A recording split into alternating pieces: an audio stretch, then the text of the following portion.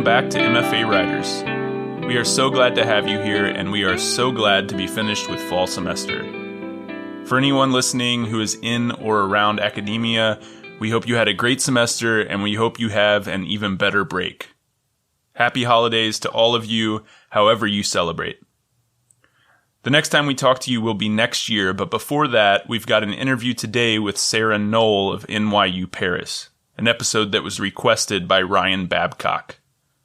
If anyone listening has their own request, just let us know. You can find MFA Writers on Instagram and Twitter, as well as mfawriters.com.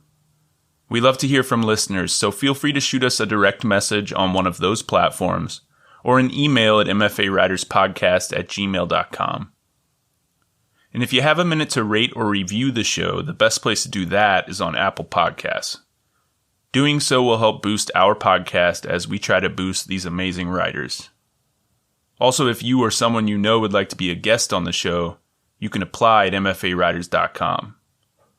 On that same website, you can also click the support button to support us financially, if it's within your means. Or you can do so by going directly to buymeacoffee.com/mfawriters. Finally, as always, thank you for listening, and we hope you enjoy the episode.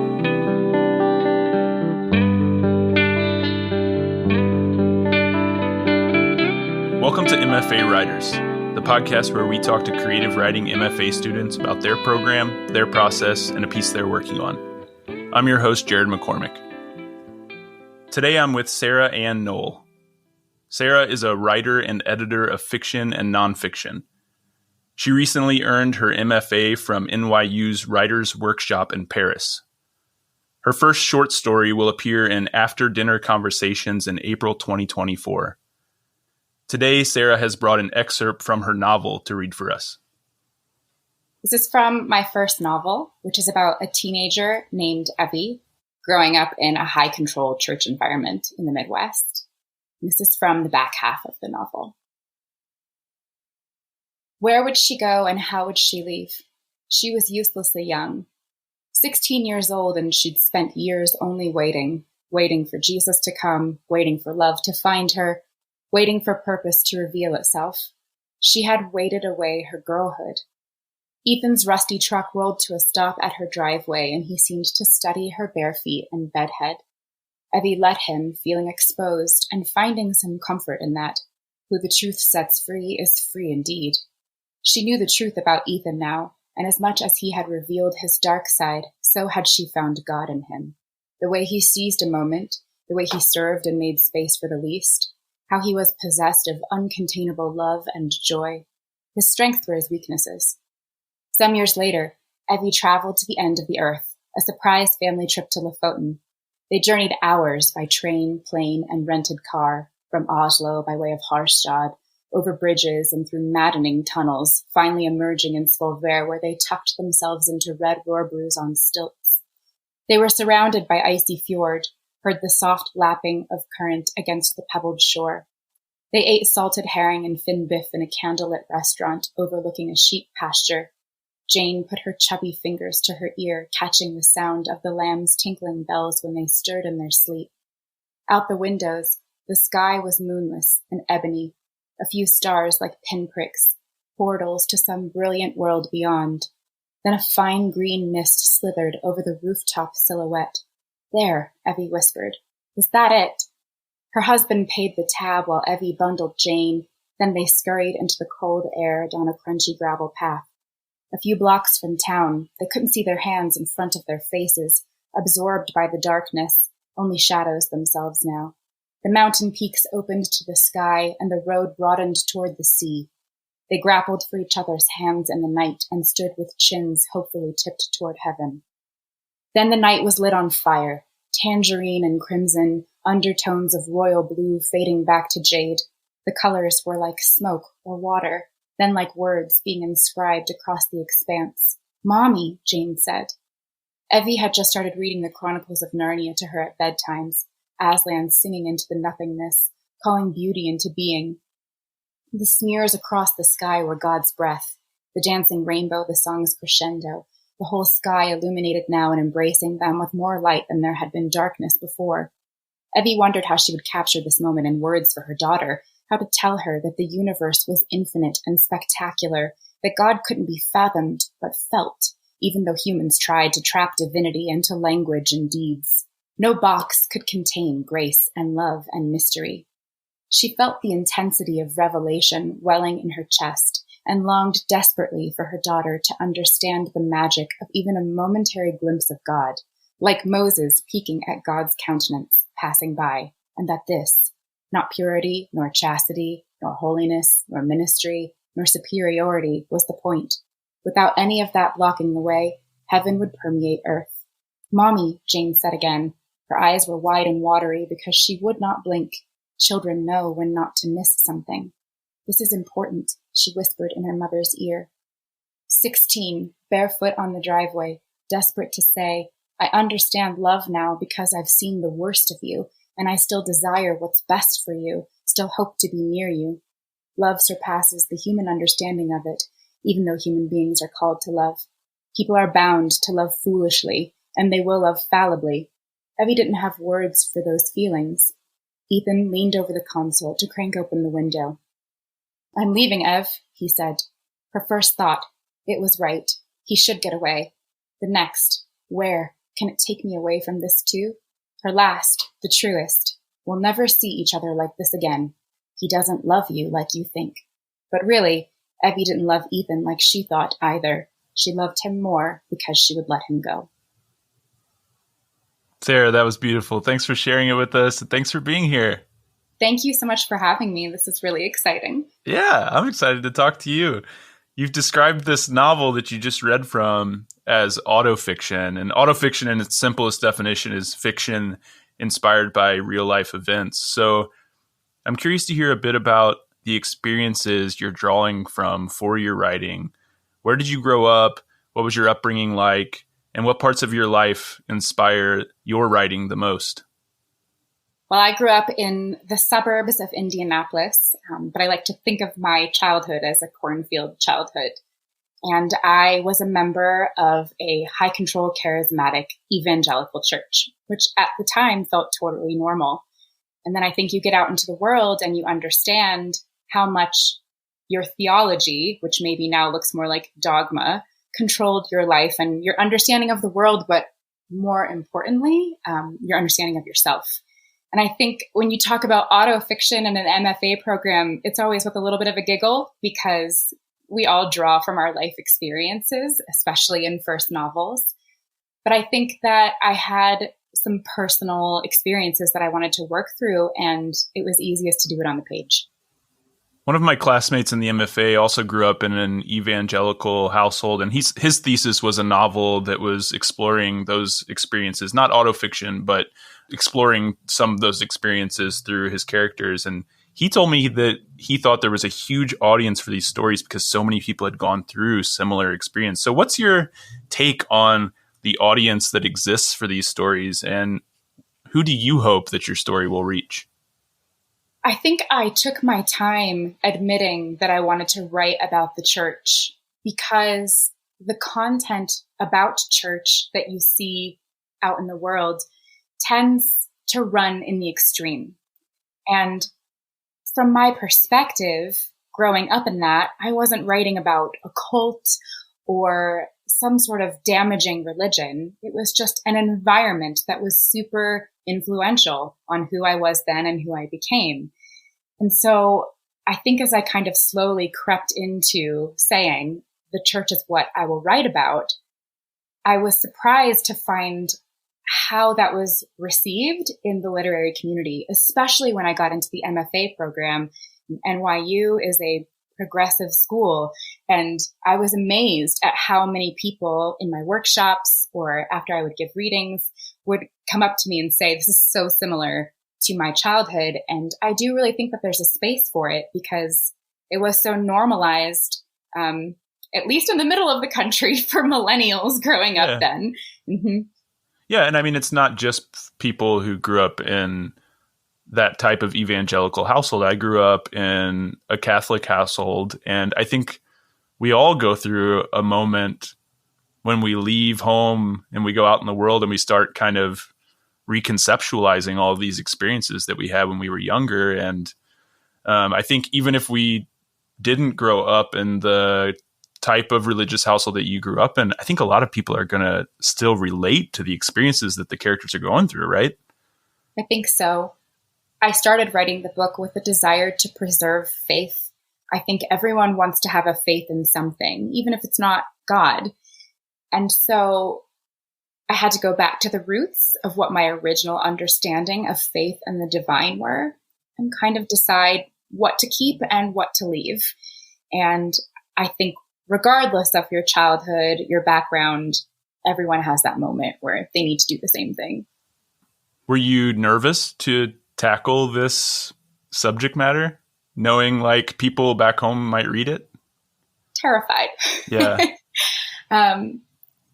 I didn't have this sort of like rebellious rejection of the church. When I say I tiptoed out of the environment, I think part of it was that it was dear to me. It was a part of me, and I didn't want to throw away my childhood. And I think part of it is the all-consuming fear of environments like this, where you've been told for 18 years, well, there are other things out there in the world, but what if they're wrong? What if? Mm-hmm. It's wrong and you wind up in hell? Maybe it's that.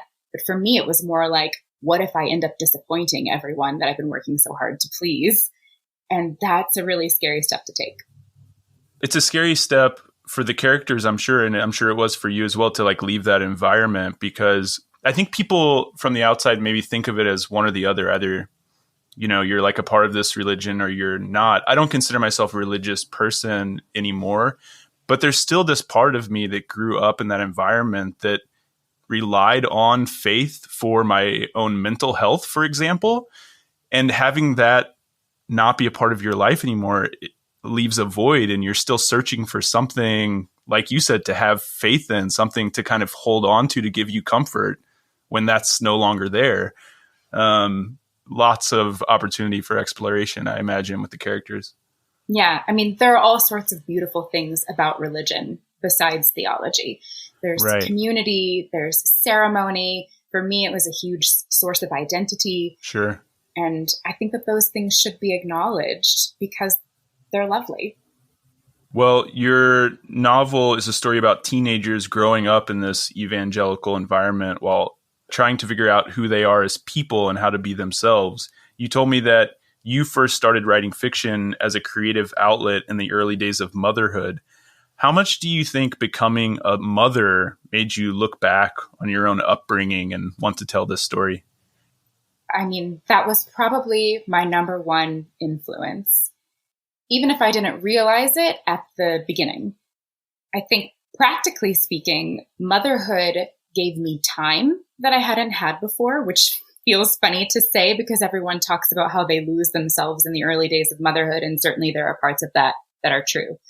But I had daughters, 2 under 2, who napped miraculously, and I could salvage 2 to 2.5 hours every afternoon as my own. And so I did that religiously. And I realized that I needed that time to kind of go inward and spend it on myself. And now faced with the prospect of having to raise daughters and asking all of these questions about how to do that, obviously my own childhood came up, and it was easier first to say what I didn't want to do. And I think it's more important then when you kind of circle back and say, what do you want to do that you had that was good?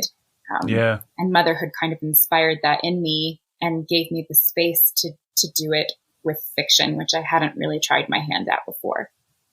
Did you feel like writing made it easier to see a way forward when thinking about raising your own children inside or outside of a religious environment? Does the processing on paper of those memories help you kind of see a way forward? Or do you use the characters to try to find a way forward? How does that work for you when you're writing?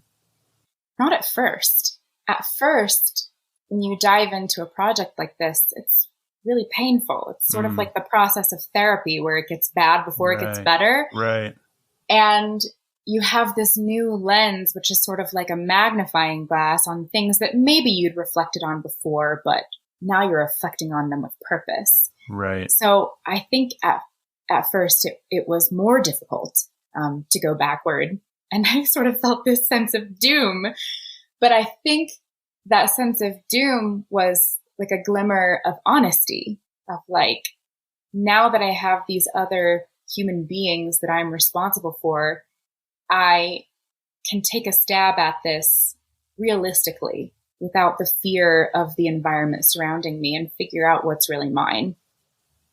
All right. Well, I want to talk to you about your process when writing autofiction. Like, how do you decide what to write about? And once you start writing, how do you decide when and where to deviate from your own experience into fiction?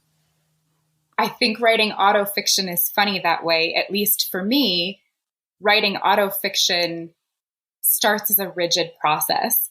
And there would be times when I'd be writing certain scenes and my characters would be drawing me into this idea, into an action that felt so unexpected. And I would think that that's not how it happened. And having fiction to sort of explore what the characters want to do versus what actually happened not only makes a stronger story, but it creates revelation. That's how you start to move forward, I think, through the process. In terms of deciding what to keep, I did set a rule for myself that I would never write something about the church that hadn't happened to me or someone close to me. I did that in the name of not villainizing the church. That wasn't my goal, to say, look at this, it's so horrible. Rather, to stay on that honest track that I had sort of discovered. So in terms of what's true, I held fast to that rule.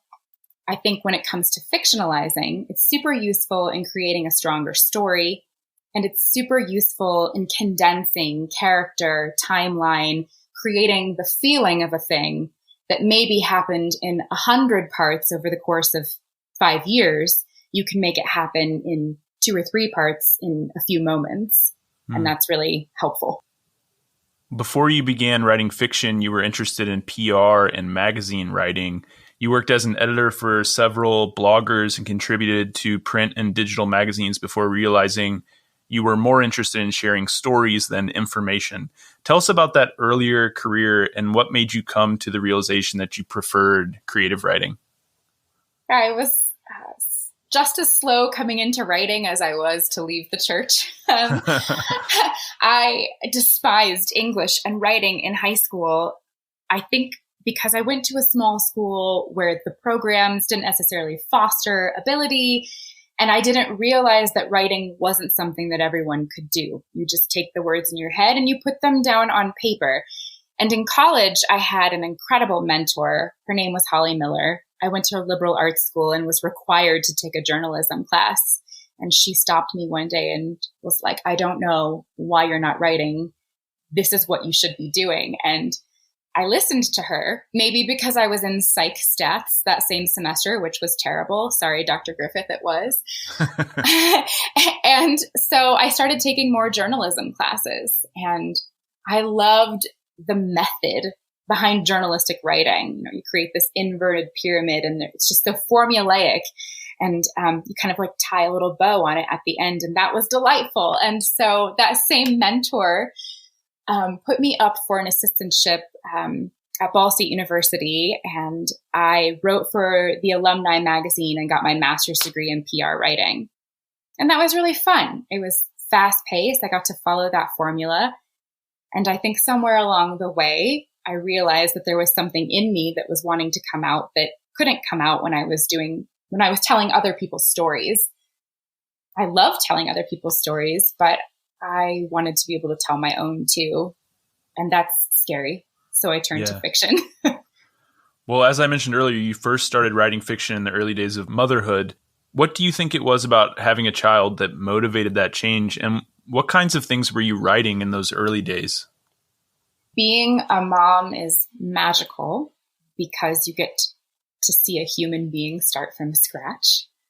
It's also magical because you get to live through all of that magic with your child. My daughters are like unicorns. Everything is exciting and new and fresh. And to have my days filled with that energy, I think opened me up to possibility again. Reading books that were important to me as a child. There's a reason I mentioned the Chronicles of Narnia in that reading. Those books were so impactful to me when I was young and I had forgotten. But here I could read them to them and watch their faces discover that story for the first time. I think that really energizes you, and it drew me. I was already feeling called by storytelling, and it drew me further in, I think, seeing how magical it could be. Yeah, that makes total sense to me, how seeing someone experiencing everything for the first time could make you look back at your own childhood and start re-examining it. So what did those like early pieces look like? Were they parts of this novel or were they something else? A little bit of both. I did write this novel 3 times, 3 very different iterations before I even applied for an MFA. At first, I had no idea what I was doing. And so they were these like meandering, embarrassing monologues like inside the head of a character. But there's like such rich fruit in doing that. You really get to know a character. I think when you write autofiction, you're like, this character is me. And then that becomes this like terrifying and almost hindering thing because you're like, everyone's going to think this is me. And so anything I say, they're going to hold it against me, or it's going to change their opinion of me, or whatever it is. So spending time getting to know the character as a character is great. Did I throw away all of those pages? Yes, I made sure to put them in the dark recesses of my computer where they'll never be found. But it was still an important part of the process. Sometimes I write things like that and I think, okay, this is going in the trash. And so whatever, I put it into like a folder to never be looked at again. But then sometimes I go back to those pages and I look at them and I realize that parts of them have shown up in other stories I've written because they're in there, right? They're in the subconscious. So even when we think we're just writing words to throw away, I'm not sure that we really are. Everything is usable. And I think it's all an important part of the process. I have a great writer friend named Susie Krause, and she says every day, this is what I'm working on today because I'm following that creative energy. This is what's interesting to me today. This is what's feeding me today. And so that's what she does. And I think that there's a lot of wisdom in that. If it's coming out of you, then it needs to be in the world. Maybe you just need to refine it a little bit. Okay, so you mentioned that you wrote your novel 3 times before even applying to MFA programs. So what made you at that point want to apply to MFA programs? Well, I was frustrated and desperate, like any good writer is. I had gotten through 3 drafts of a novel, all wildly different. The last 2 drafts I had queried separately. And querying is just an exhausting process. And I got to the end, put everything away for a long time, seriously considered never writing again, realized that wasn't possible because I had to write. And so I asked myself what I could do differently. And it was my husband who had suggested looking at MFA programs. I hadn't really considered it because I live in the remote mountains of Colorado and I have 2 children. I hadn't considered going back to school much as I loved school.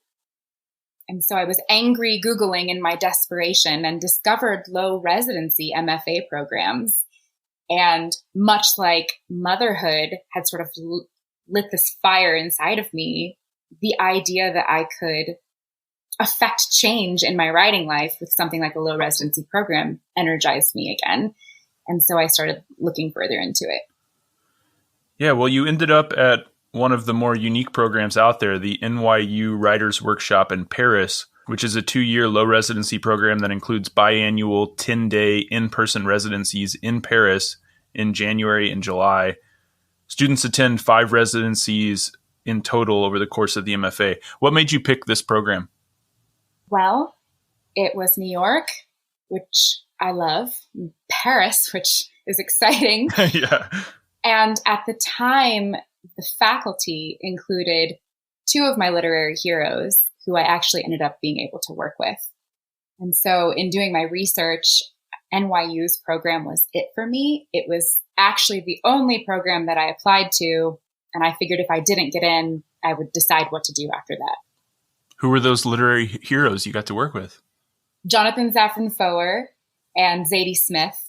And I also got to study with Nathan Englander and Katie Kitamura, whose work I had not been familiar with before the program. And they also just imparted so much wisdom. And it was a real privilege to work with them.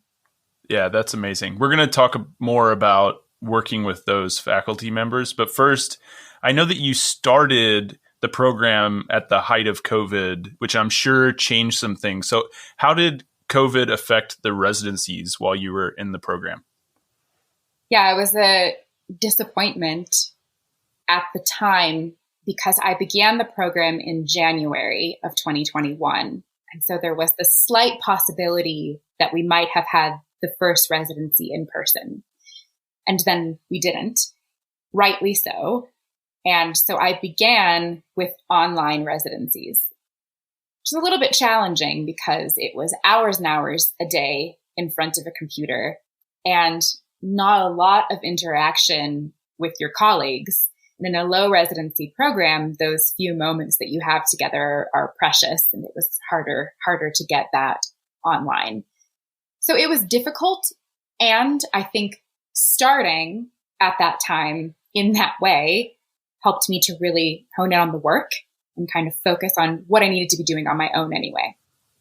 So it's a 2-year program. My understanding is you would start with a residency and then you would have a residency once in January and once in July. So in total, you would end up with 5. Is that right? Yeah, each semester begins with the 10-day residency, and then you have a 5th residency after your last semester, sort of in lieu of a graduation ceremony. So the first residency for you ended up being online, but the rest of them were in person in Paris? I got to go to Paris that next residency in July, and then the following January residency was up in the air and canceled at the last minute.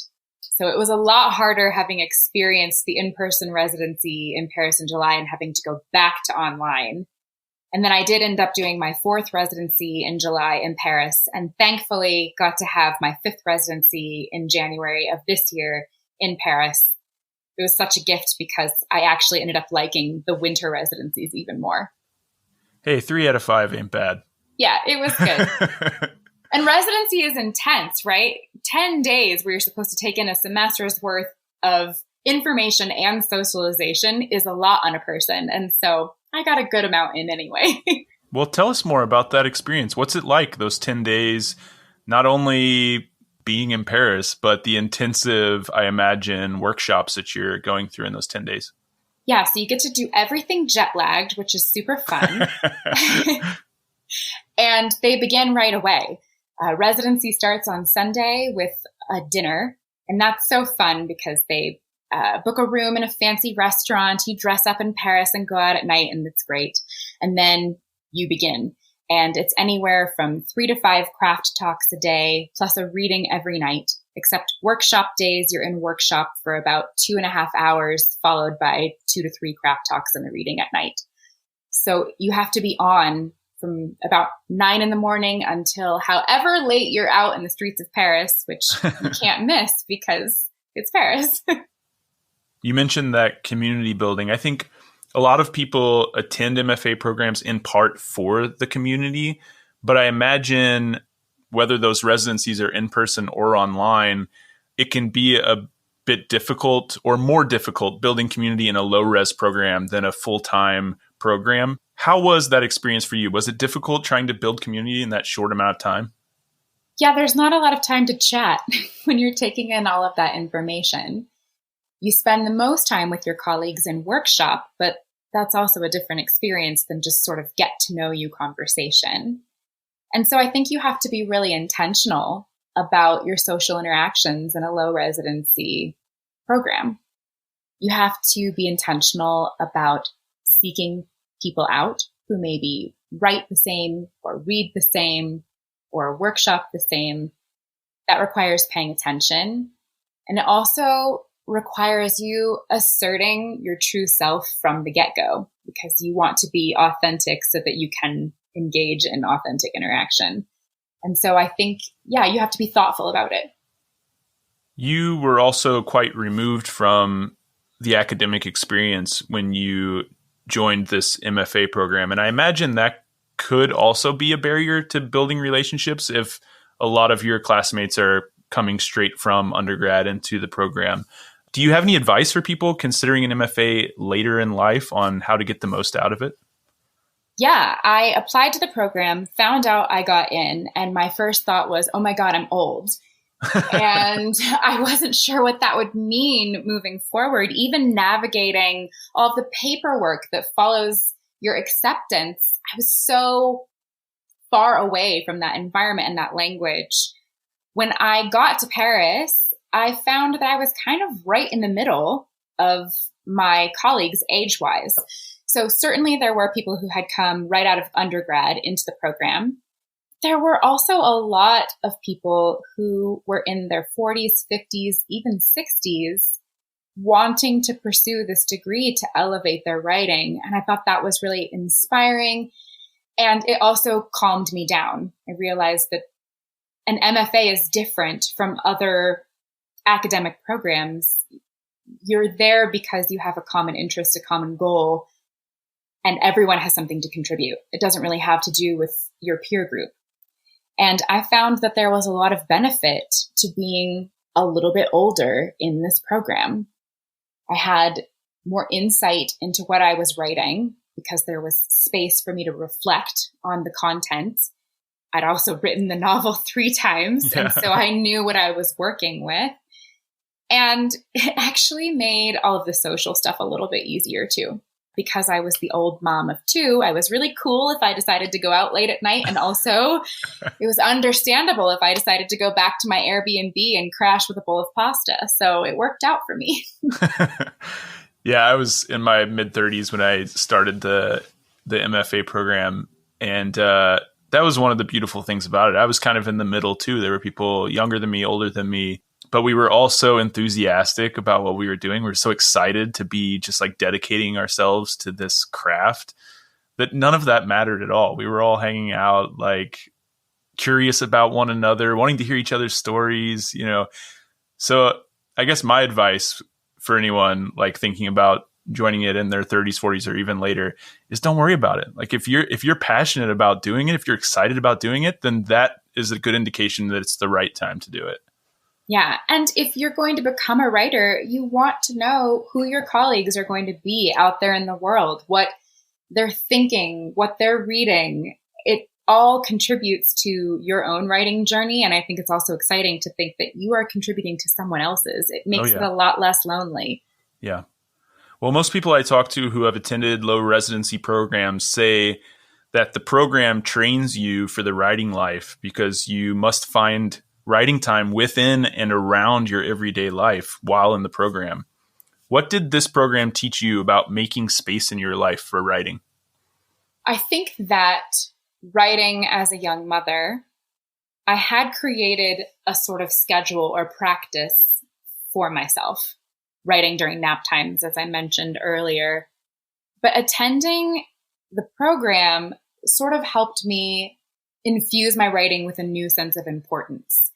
There was an immediacy to reading, writing, taking notes, throwing away drafts. It all needed to be done because I had someone to report back to, or I had a deadline that had been given to me. And so for me, being in the program and working independently, I felt very driven because of the structure of the program versus my own writing practice. And it's interesting to see now that I'm out of the program how easy it is to slip into old habits of not making that time and space.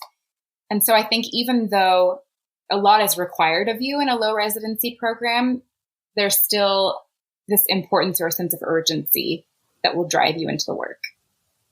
So what advice do you have for people who are finishing up MFAs and maybe are struggling with that, kind of trying to keep that writing time secure, trying to not slip back into those old habits? Has there been anything that you've learned from this time after the MFA that you want to share with people? Yeah, I think finding the time that works for you is important. You'll get a lot of advice in an MFA program about waking up early to complete your journal pages or writing late into the night when the creative mind is alive. For me, from about noon to 3, when I pick up my kids from school, tends to be the best time in my regular life and also in my headspace. And so that's when I write, and I just make it a point to get the other things done before then, and then I sit down. And I think my other piece of advice is to not forget that reading is writing work.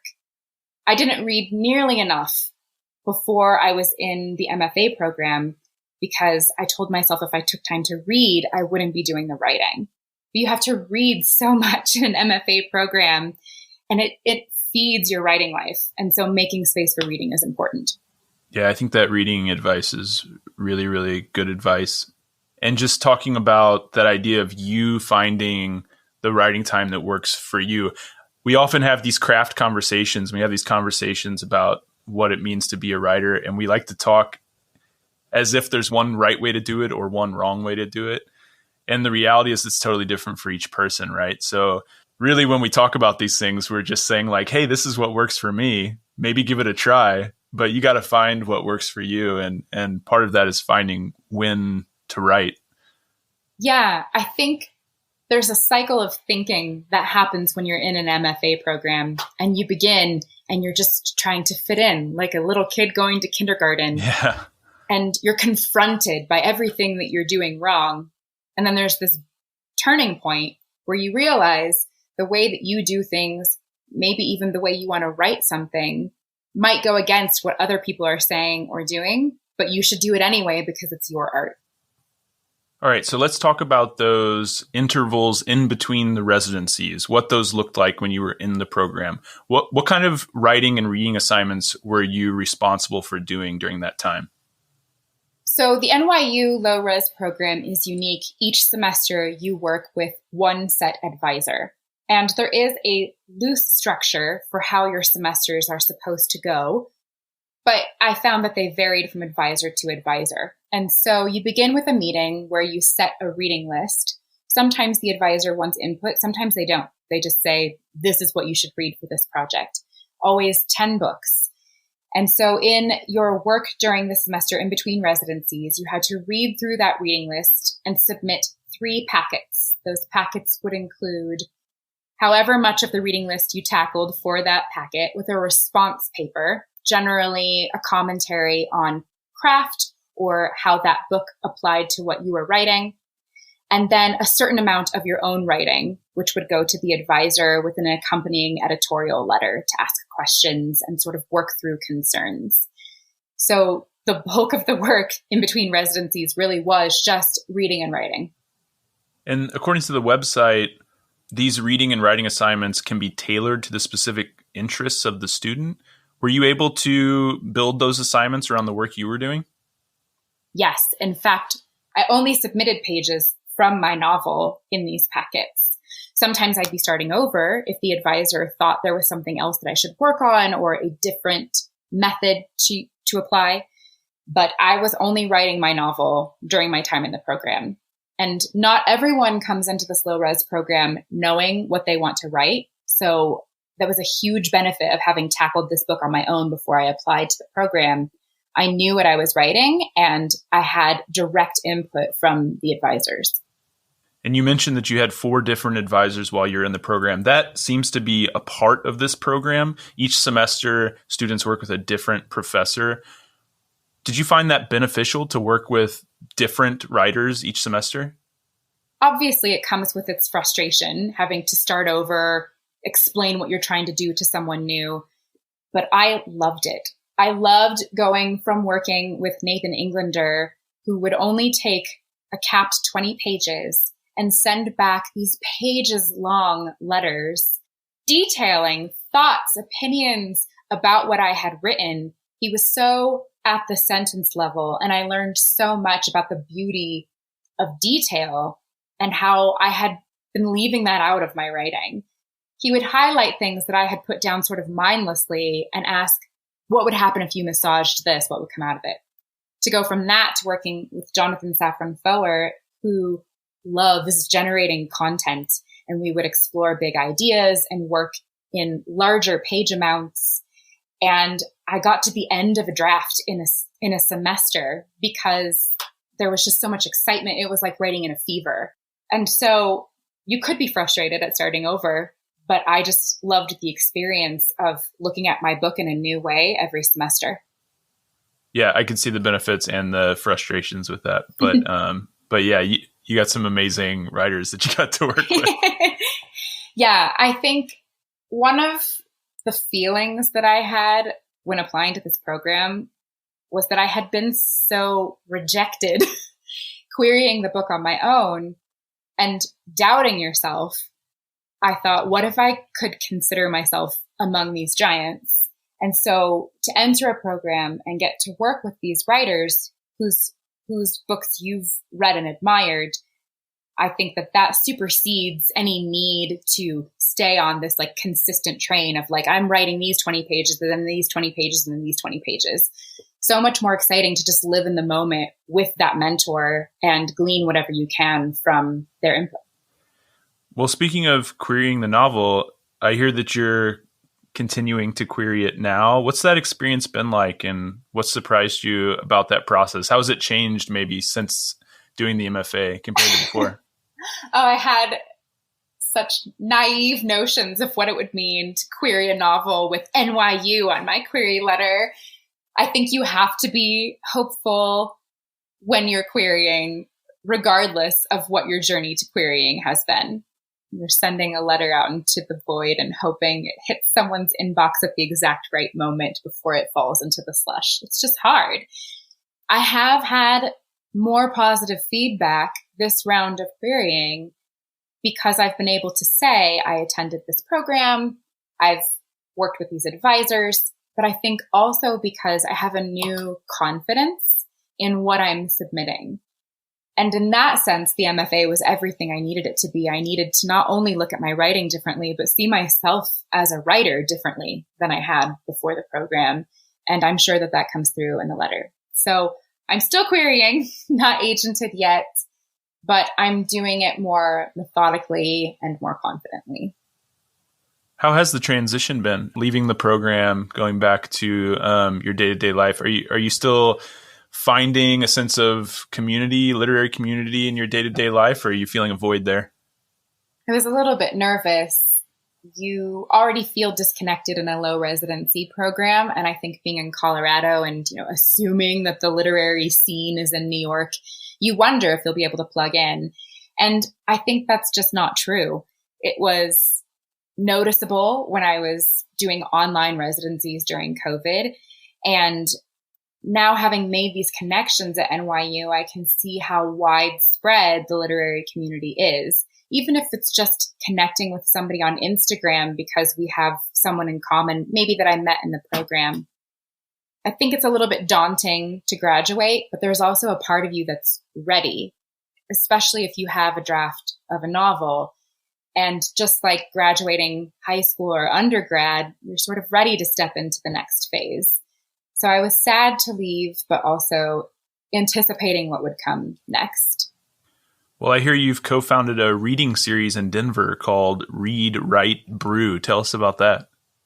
Yes, I'm working with my friend Adam, who is the host of the podcast Debutiful, which features literary fiction debuts. We met on Instagram and found out that we both lived in the Denver area and connected over writers that we loved and decided that Denver was missing a reading series like the kind that we had experienced in New York or other larger cities. So our first event is scheduled for February, and we haven't released a lot of details yet, but we really want to bring together the readers and writers of the Denver area. Well, I love Denver, and it's got a great art scene, so I'm sure you'll have no trouble finding people. Yeah, I'm excited. It's been fun to see that it's something people are hungry for. And that tells you that sometimes if you feel like you're missing a community, maybe you're the one who just needs to start something.